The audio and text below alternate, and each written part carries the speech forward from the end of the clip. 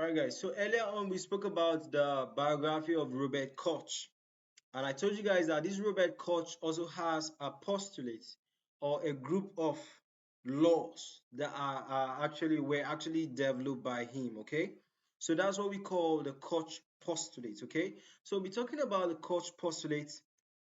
They were basically so useful back in the day. All right, but with present discoveries, these Koch postulates have limitations and exceptions.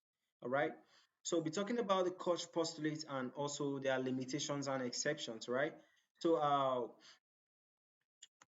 this is our focus today, to discuss everything we know about the Koch postulates, from the laws to their limitations. All right, so looking at this is a Koch postulate, and a summary of Koch postulate. Let's look, guys. Look at me.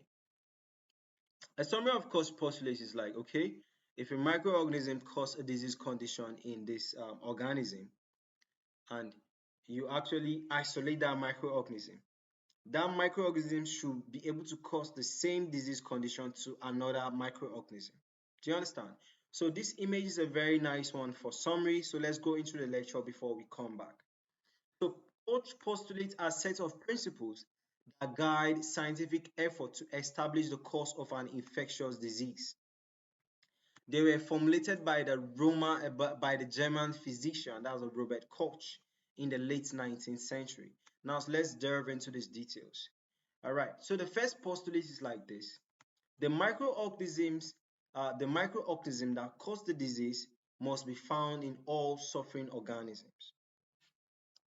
According to the first postulate, the microbe responsible for a disease should be present in abundance in all organisms suffering from that disease, okay? But should not be found in healthy individuals, right? So this first postulate was more of like, okay, if a microorganism is causing disease to me and you, and we are having the same symptoms, if our body fluids are being tested, the same microorganism that is causing the same type of disease in me should be the one that will be found in your fluid too. Do you understand? Then isolation and pure culture. The second postulate states that microorganisms must be isolated from a diseased organism and grown in a pure culture. Now, this means that researchers should be able to grow the microbe in a laboratory setting without contamination from other organisms, right? This means that the microorganism that is causing a problem to me and you should be able to be isolated and grown. You understand?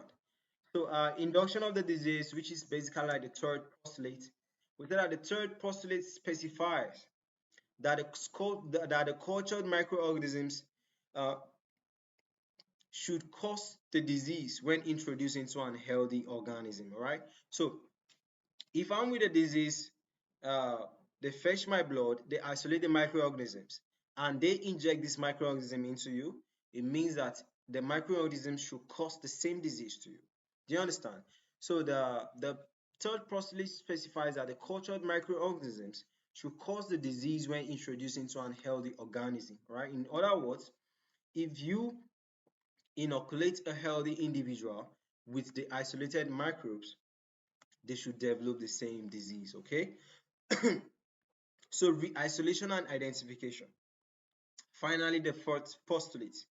It requires that the microorganisms, if it is re-isolated from the inoculated, right, disease experimental hosts and identified as being identical to the original causative agents, right? So this first postulate just has it that, okay, this microorganism that was introduced into a healthy individual, after it has caused this disease, if it is re-isolated, it should be the same as the one that was introduced in the first place. Do you understand?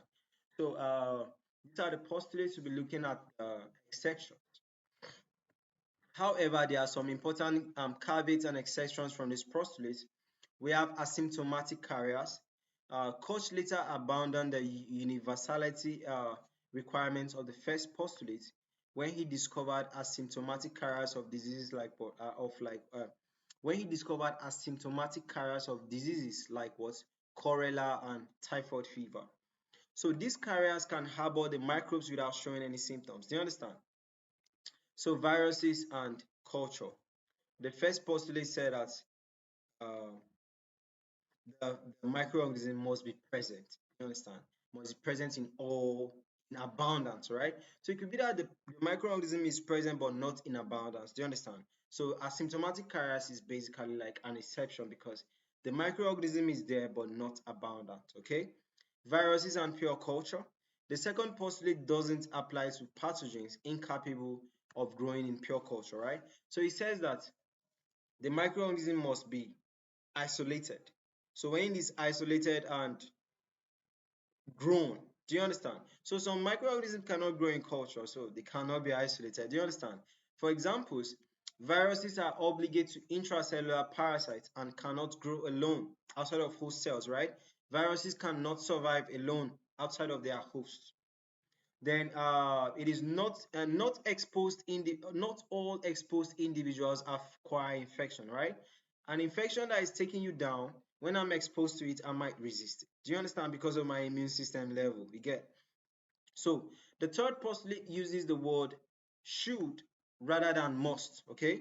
Because not all individuals exposed to an infectious agent will necessarily acquire the infection, right?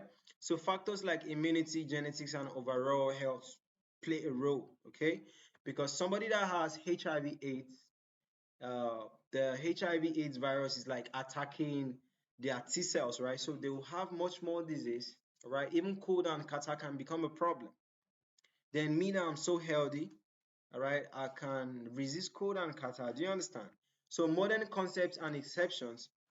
We said that modern concepts in microbial pathogenesis go beyond Koch postulates. For instance, asymptomatic carriers and viral infections challenge the strict application of these rules. All right.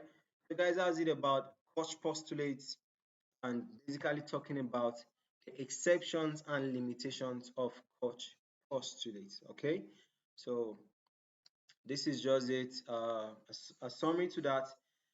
Postulates one said same microorganisms are present in every case of disease. All right. Postulate two: if microorganisms are isolated from the tissue, a pure culture is prepared. All right. So we said that not all microorganisms can grow from culture. Do you understand? Postulate 3. Microorganisms from the pure are inoculated into a healthy, susceptible animals. The disease is reproduced, right? And that's why I said that a disease that is affecting you, somebody else might resist it, right? And these are based on genetics, overall health, okay? Now, identical microorganisms are isolated and recultivated from the tissue specimens of the experimental animals, right? And they should look identical, right? So guys, that's it about Koch postulates and also exceptions and limitations of Koch postulates, all right? So bye for now, guys.